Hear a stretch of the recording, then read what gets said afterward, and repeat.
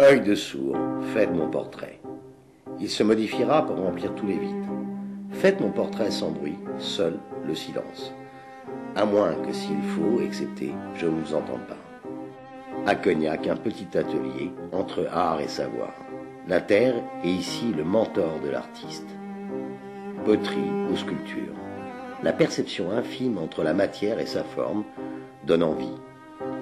Ces courbes harmonieuses et cette matière généreuse glissent lentement entre les doigts.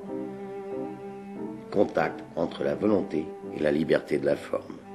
Et comme tout artiste, l'inspiration, un conducteur au long des créations.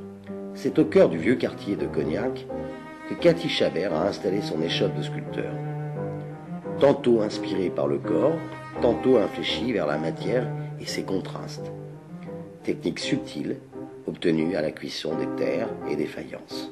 J'ai commencé à faire de la sculpture et puis j'ai commencé comme ça, on va dire une activité du dimanche. Et puis au fur et à mesure, je me suis pris au jeu et puis j'ai continué. Mais je ne l'abordais pas d'une manière professionnelle. Un art, mais surtout un métier solide. J'avais un autre métier, j'étais dans l'animation.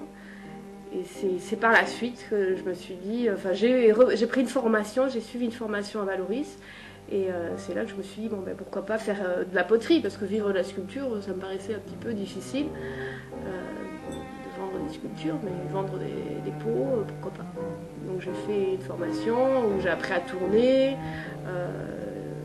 Et puis bon, puis maintenant en fait je fais marche arrière et je reviens à la sculpture, proprement dite, quoi. Pour Cathy Chabert, la création est avant tout un moyen d'évolution qui permet d'affiner ses techniques et de se jouer de la matière avec une liberté totale.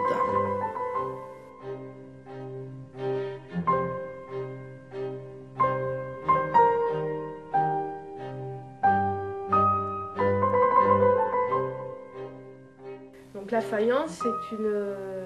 En fait, la céramique, il y a trois choses dans la céramique. Il y a la faïence, le grès et la porcelaine. Et la différence, on va dire, c'est la température de cuisson. Parce que la faïence, on cuit à basse température, c'est-à-dire que je vais cuire la terre à 1020 et je vais mettre de l'émail, de la couleur, et je recuis à 980 degrés. Et la pièce reste poreuse, donc elle absorbe de l'eau. Le grès, lui, on le cuit à 1260, 1280 degrés, donc c'est des hautes températures. L'atelier accueille des stages qui permettent à tout à chacun de venir apprendre et de passer un moment où l'on oublie l'instant pour faire travailler ses mains et son esprit.